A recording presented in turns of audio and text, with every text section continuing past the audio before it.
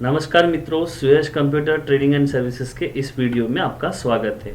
इस वीडियो में हम देखेंगे कि कोई भी वर्ड फाइल हो या फिर कोई भी नोटपैड फाइल है या फिर कोई भी एप्लीकेशन फाइल की प्रोटेक्शन कैसे हम करते हैं। प्रोटेक्शन इसका मतलब ये नहीं होता कि आपको उसके अंदर पासवर्ड देना ज़रूरी है या फिर उसको इनक्रिप्टेड करना।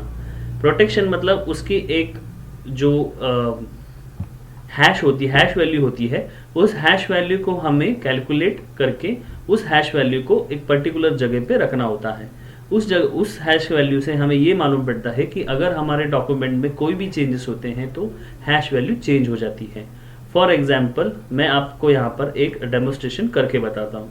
यहाँ पर हमारी एक वर्ड फाइल है जिसका नाम है www, जिसके अंदर हमने कोई एक वर्ड फाइल के अंदर कुछ डिटेल्स फीड किए गए।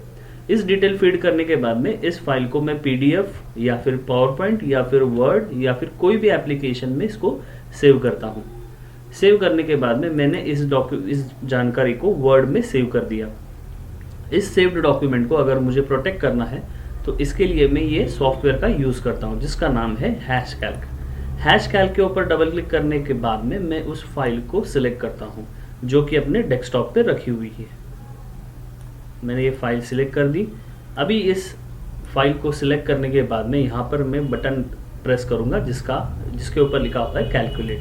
कैलकुलेट करने के बाद में मुझे जिस तरीके से हैश वैल्यू मुझे चाहिए उस तरीके से हम हैश वैल्यू यहाँ पर टिक मार्क कर सकते हैं।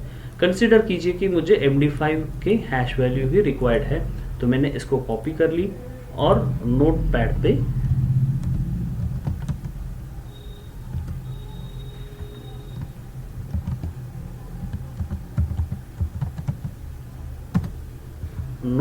मैंने सेव कर दी।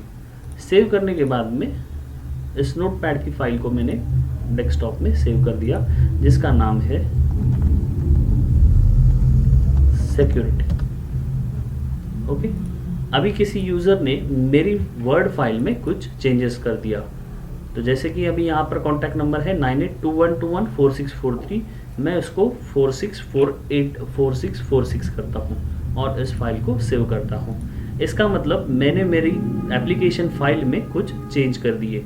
अगर मुझे अभी जानना है कि इसमें रियली ये मेरी फाइल प्रोटेक्टेड है या नहीं है तो मैं इसकी वापस हैश कैलकुलेट करके देखूंगा।